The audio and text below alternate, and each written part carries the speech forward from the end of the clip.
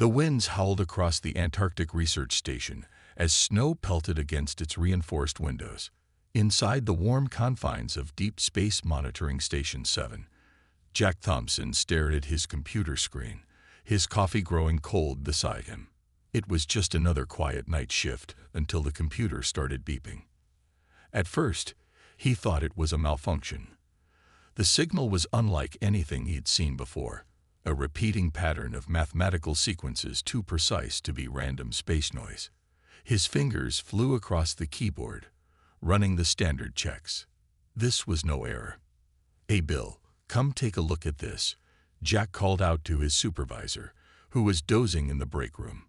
Bill Anderson, a veteran of 15 years at the station, shuffled over, adjusting his thick-rimmed glasses. "What have you got?" Bill leaned in, squinting at the screen. His eyes widened as he processed what he was seeing. "Call Commander Miller." Now, within an hour, Commander James Miller arrived at the station, his gray hair messy from sleep, but his eyes sharp and alert. The station's small team of scientists huddled around the main console, watching as the signal continued its steady pulse. "It's definitely artificial," Miller said, his voice quiet but firm. "These sequences, they're using prime numbers as a base, universal mathematical language." He pointed to a recurring pattern on the screen. "Look at how it repeats every 127 seconds.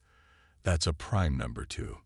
The team worked through the night, feeding the signal through their computers, breaking down its components. As dawn broke over the endless Antarctic ice, they made their first breakthrough. "It's not just math," said Dr. Rogers, the team's communications expert. "There are patterns within patterns. It's a message." Her hands trembled slightly as she typed. "We're receiving it from somewhere past Neptune's orbit." Miller leaned forward, his weathered face reflected in the computer screen. "Can we decode it?" "The basic structure is similar to how we construct a first contact message," Dr. Rogers explained. "They're using mathematics to establish a common language, then building complexity from there. Give me a few more hours." The station buzzed with activity as more scientists arrived. Coffee cups multiplied on desks, and the whiteboard filled with equations and diagrams. By midday, they had their first rough translation. The message was clear: HLP, emergency. Ships S2RND. Systems failing. 300 vessels. 50,000 souls. Power critical. "They're stuck out there," Miller said, his voice heavy with the weight of the discovery. "A whole fleet stranded in the Kuiper Belt." He turned to face his team. "And somehow, they're asking Earth for help." The United Earth Council called an emergency meeting within hours of receiving Miller's report. Representatives from every major nation gathered virtually as Miller presented their findings. The message includes technical data about their situation, he explained to the assembled faces on the screen. "Their main propulsion systems have suffered a massive failure. Life support is running on backup power. They estimate less than 30 days of resources remaining." The council chamber erupted in discussions. Some argued it could be a trap. Others insisted they had a moral obligation to help. Through it all, Miller kept thinking about those numbers. 50,000 lives hanging in the balance. "We need to respond," he finally said, silencing the debate. "Whether we can help them or not, we need to at least answer their call. We've been searching for proof of intelligent life for centuries. Now they're reaching out to us." The council voted unanimously to authorize a response. Miller and his team worked through another sleepless night, crafting a message using the same mathematical language the aliens had used. "We hear you. We go HLP. Transmitting Earth coordinates. Maintain CO and take T." As the message beamed out into space, Miller stood at the station's window, looking up at the star-filled sky. Somewhere out there, a vast fleet of alien ships was waiting, hoping their signal had reached someone who could help. "And now we wait," he muttered to himself, knowing that humanity's first real contact with alien life had just begun. The question wasn't just whether they could help. It was whether humanity was ready for what would come next. The signal became the first note in a symphony that would change human history forever. And in an Antarctic research station, a small team of scientists watched their computers, waiting for the aliens' reply. The response came 3 hours later. Commander Miller's team watched as new data streamed across their screens. This time, the aliens sent images. The first picture showed their ships, massive vessels that looked like silver clouds against the black of space. Each one was bigger than the largest aircraft carrier ever built on Earth. The second image revealed the crews, tall, elegant beings with smooth blue-tinted skin and large eyes adapted to the dim light of deep space. "They're beautiful," Dr. Rogers whispered, staring at the screen. No one disagreed. The United Earth Council gathered again, this time in person. Representatives from every nation filled the emergency chamber in Geneva. The room buzzed with nervous energy as Miller presented the new information. "The alien fleet calls themselves the Stellar Concordat," he explained, pointing to the massive screen behind him. "They were on a long-range exploration mission when their quantum drive systems failed. All 300 ships were affected at the same time." The Russian representative stood up. "How do we know this isn't a trick? Some kind of invasion plan?" Miller clicked to the next slide. Because of this, the screen showed a detailed technical readout of their failing systems. "Their life support is running on backup power. They're slowly freezing out there. You don't fake that kind of desperation." The Chinese delegate raised her hand. "But why us? Surely there are other advanced civilizations closer to them." "That's the interesting part," Miller said, his voice growing excited.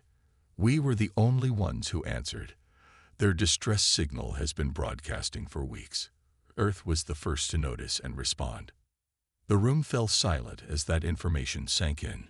Humanity, still taking its first steps into space, had heard a cry for help that other, more advanced civilizations had missed or ignored.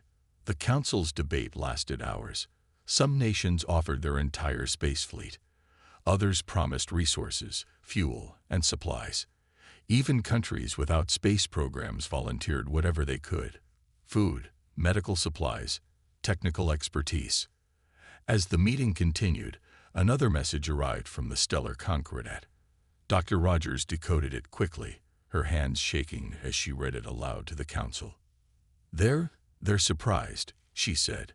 "They didn't expect a response from Earth. They say we're classified as a developing civilization. They didn't think we'd be capable of detecting their signal, let alone understanding it." The American representative laughed. "Well, they're in for a few more surprises then." Miller took the podium again. They shared more details about their situation. A massive solar flare from a nearby star damaged their quantum drive systems. Without those drives, they're stuck. Their technology is so advanced that they don't carry backup systems. They've never needed them before. "How ironic," the Indian representative said, "that their advanced technology might be their downfall." The Council voted to form an international rescue committee. Every nation with space capability would contribute. It would be the largest cooperative space mission in human history. Meanwhile, in Antarctica, Miller's team continued their communication with the stranded fleet. The aliens became more open as they realized Earth was serious about helping them. "They're starting to share more about their civilization," Dr. Rogers reported during one of the daily briefings. "The Stellar Concordat spans hundreds of star systems. They'd been traveling space for thousands of years. But," she paused, double-checking her translation, "they've never encountered a species quite like us." "What do they mean by that?" Bill asked. "They say we're unpredictable, creative. We solve problems in ways they wouldn't think of. They're both fascinated and confused by us." Miller smiled. "Well, they haven't seen anything yet. Wait until they see our rescue plan." As the day ended, Miller stood again at his favorite window, looking at the stars. Somewhere out there, 50,000 alien lives were counting on humanity. The primitive species, the newcomers to space, the ones who still used chemical rockets and hadn't even colonized their own moon. "We'll show them what humans can do," he said softly. Behind him, his team continued their work, preparing for the greatest rescue mission in human history. Little did the stellar Concordat know that their distress call hadn't just reached Earth. It had awakened a sleeping giant, a species whose greatest strength was facing impossible challenges and finding a way to overcome them. Captain Anna Wells stood in front of the United Earth Council, her hand steady as she pointed to the holographic display of the stranded alien fleet. 20 years of spaceflight experience showed in her confident stance and clear voice. "Their quantum drives are impressive, but they're useless now," she said. "The solar flare didn't just damage them. It fried their whole control system. But we don't need fancy quantum technology to save them. We need good old-fashioned rockets and some human ingenuity." The alien representative, watching through a video link, looked confused. Their translator conveyed their doubt. "Your chemical propulsion systems are primitive. They cannot possibly move our ships." Anna smiled. "Sometimes the simplest solutions are the best ones. We're not going to try to fix your quantum drives. We're going to tow your ships the old-fashioned way." She clicked to the next slide, showing a modified cargo ship. "This is the Space Tug Mark I. We've been using similar designs to move satellites and space debris for years. We can scale it up." The alien's large eyes blinked rapidly, but the fuel requirements would be enormous. "That's why we're sending fuel tankers too," Anna explained. "We'll set up refueling stations along the route. Yes, it'll be slower than quantum travel, but it'll work. And right now, working is better than perfect." Chief Engineer Tom Roberts stepped forward. The retired NASA veteran had been called back to service for this mission. His weathered face broke into a grin as he took over the presentation. "We've already started modifying our cargo ships," he said. "We're stripping them down to the basics: engines, fuel tanks, and towing equipment. Every gram we save is more fuel we can carry." The alien representative still looked uncertain. "Our ships are much larger than anything you've ever moved." "Size doesn't change the physics," Tom replied. "In space, you don't need much force to move something once you get it going. What you need is patience and careful planning. We've got both." He showed the next diagram. "We'll attach multiple tugs to each alien ship, small bursts of thrust, carefully coordinated. It's like moving a heavy piece of furniture. You don't need super strength, you just need the right technique." The council chamber buzzed with discussion. The plan was bold, maybe even crazy, but it made sense. While other civilizations might have given up without their advanced technology, humans were ready to solve the problem with whatever tools they had available. Commander Miller, watching from his station in Antarctica, sent a message to the alien fleet. "We understand this isn't what you expected, but trust us. We've been solving problems like this since we first looked up at the stars." The alien fleet's leader, known as First Speaker, finally responded. Their message showed a mix of desperation and hope. "We have no choice but to trust you. Our power reserves are down to 25 days. We accept your plan." Work began immediately. Shipyards around the world switched to round-the-clock operation, modifying vessels for the rescue mission. Retired space engineers came out of retirement, offering their expertise. Even private space companies joined in, sharing their resources and technology. Anna spent long hours in the simulator, practicing the delicate maneuvers they would need. "It's like threading a needle in the dark," she explained to her crew. "But we're good at threading needles." Tom worked with his team to design the connection points between human and alien technology. "They thought their systems were too advanced for us to understand," he chuckled. "They forgot that humans have been taking things apart and putting them back together since we invented the wheel." The aliens watched all this activity with growing amazement. Their messages showed increasing respect for human determination and creativity. They had never seen a species tackle such a massive problem with such basic technology. As the first modified ships began their launch sequence, Anna stood at the control center window, watching the rockets fire up. "Sometimes the best solutions aren't the most advanced ones," she said to no one in particular. "Sometimes you just need a strong rope and a good pull. The rescue mission was about to begin, and humanity was ready to show the galaxy what they could do with their primitive technology and unlimited determination. The sky lit up across the world as rockets launched from every major spaceport: Kennedy Space Center in Florida, Baikonur in Kazakhstan, Jiuquan in China.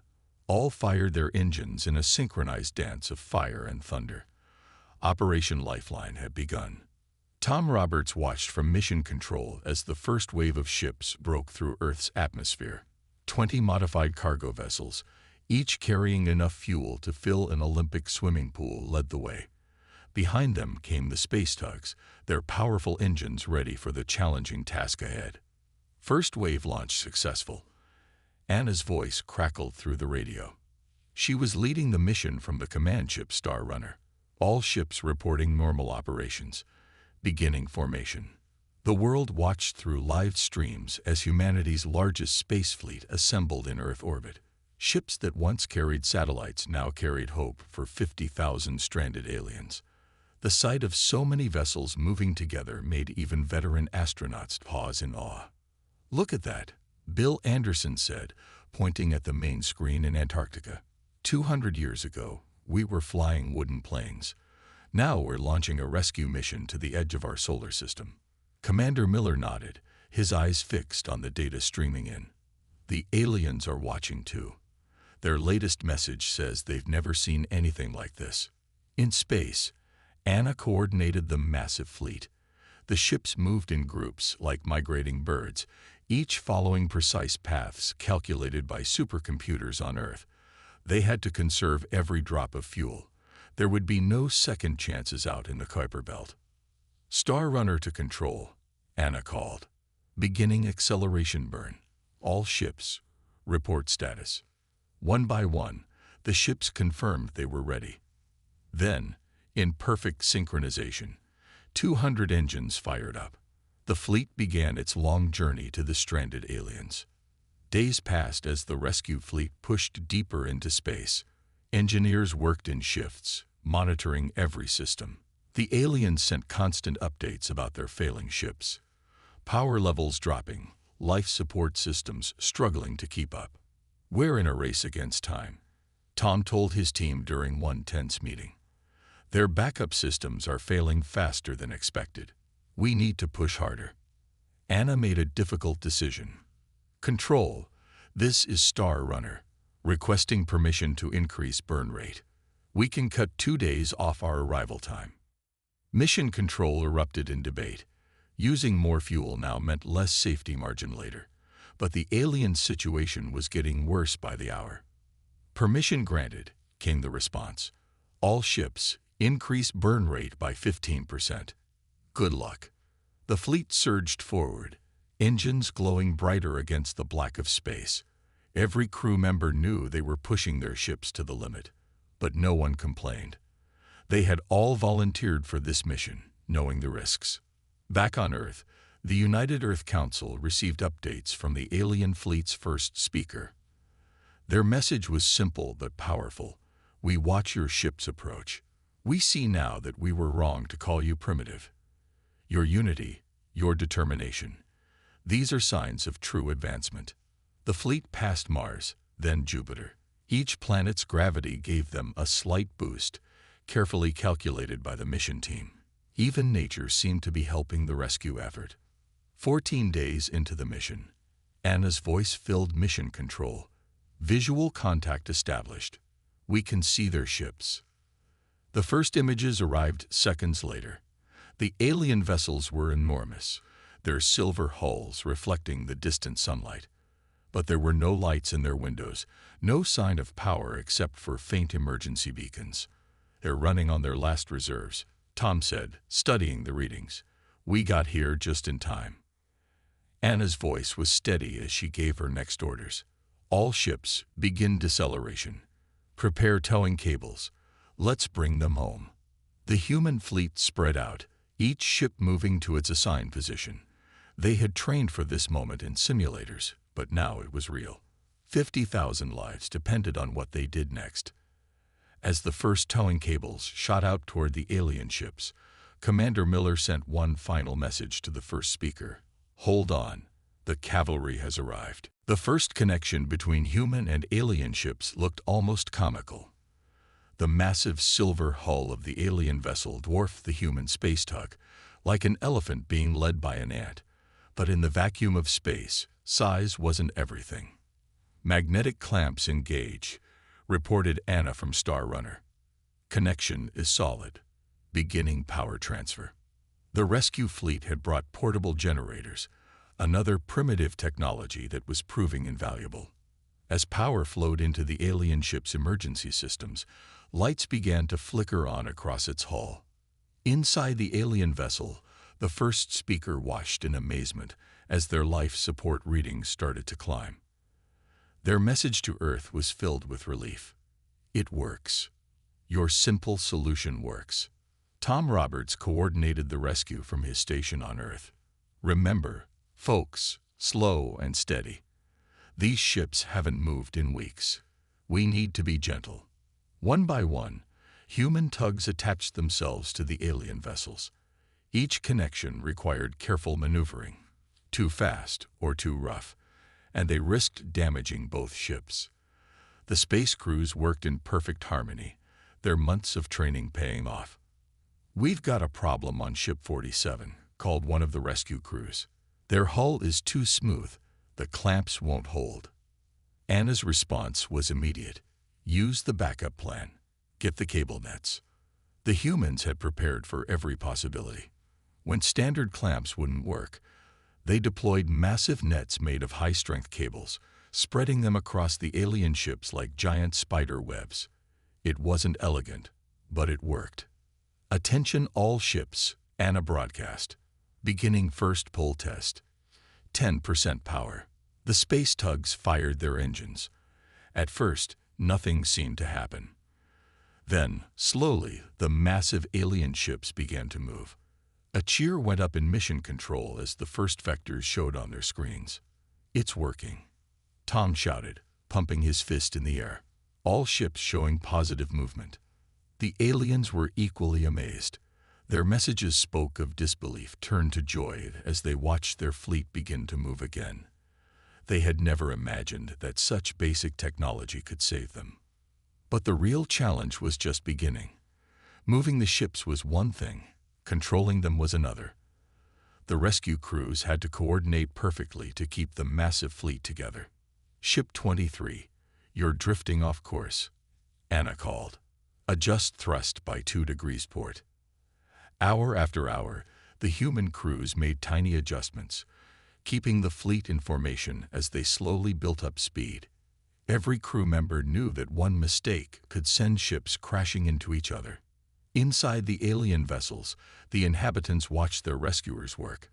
Many had gathered at windows to see the human ships, so small against the vastness of space, yet working with incredible precision. "We're detecting a problem in the third quadrant," Mission Control reported. 5 ships showing strain on their towing cables. Without missing a beat, Anna redirected additional tugs to support the struggling ships. "This is why we brought extras," she said. "Always have a backup plan." The first speaker sent a message to Earth. "We are learning much from watching your people work.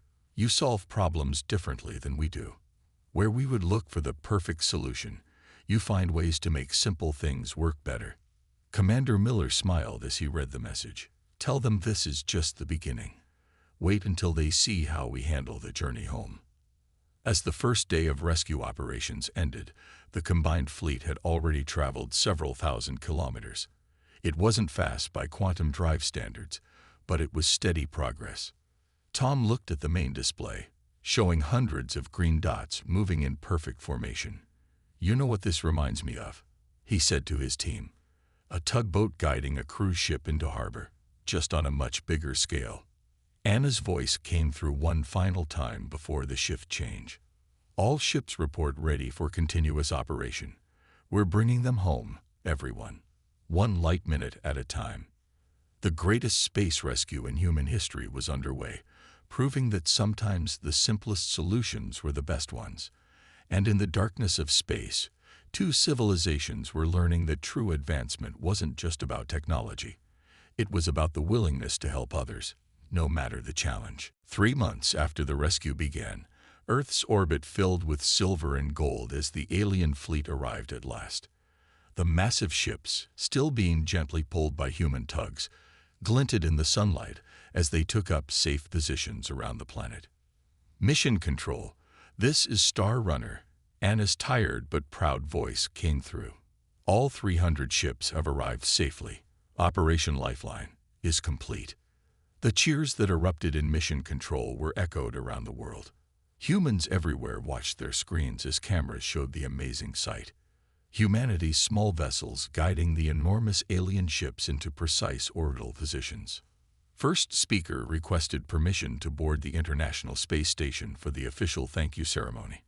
It would be the first time humans and members of the Stellar Concordat would meet face to face. Commander Miller stood beside Anna and Tom as the airlock cycled. When it opened, first speaker stepped through. Tall, elegant, with shimmering blue skin that seemed to catch every light.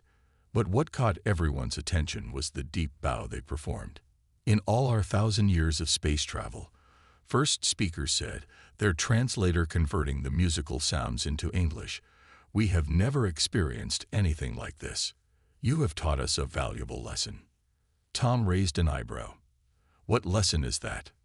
That true advancement isn't measured by the complexity of your technology, but by the ingenuity of your solutions and the strength of your spirit. Anna smiled. We just did what humans always do. We found a way to make it work. First speaker held up a small device. We have contacted our home worlds. The Stellar Council has made a unanimous decision. Earth is being reclassified.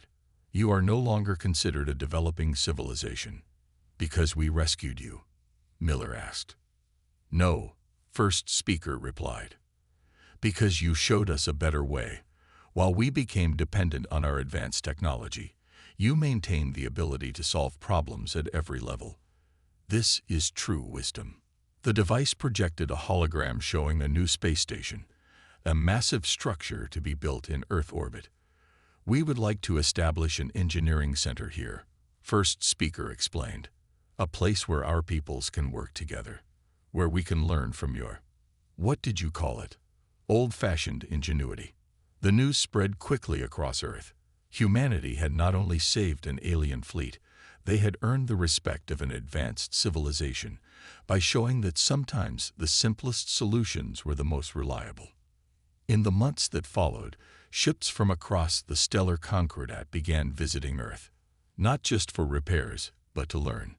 Human engineers found themselves teaching advanced alien civilizations about backup systems, manual overrides, and the importance of understanding basic principles. It's funny, Tom said one day, watching a group of alien engineers excitedly examine an old rocket engine. They can travel between stars in the blink of an eye, but they never learned how to fix things with basic tools. Anna, now heading the new Joint Human Concordat Engineering Academy, nodded. They focused so much on moving forward that they forgot the value of remembering where they came from. Commander Miller, standing at his familiar window in Antarctica, received one final message from first speaker before they departed with their fleet. We came to your solar system because of a failure in our advanced technology. We leave with something far more valuable, the understanding that true advancement means never losing touch with your foundations. The story of how humanity saved the stranded alien fleet became legend across the galaxy. But the real legacy wasn't just the rescue. It was the lesson that no civilization should become so advanced that they forget the basics. As the last of the alien ships departed, repaired and ready for quantum travel, first speaker made an observation that would be recorded in both human and Concordat histories. Humans reminded us that the most powerful technology is useless without the wisdom to use it well. They showed us that greatness lies not in having the most advanced tools, but in having the cleverness and courage to use whatever tools you have to help others. And so Earth became known across the galaxy not just as the home of humans, but as the place where innovation meant more than advancement, where problems were solved with creativity instead of complexity, and where the spirit of ingenuity would always light the way forward. The end.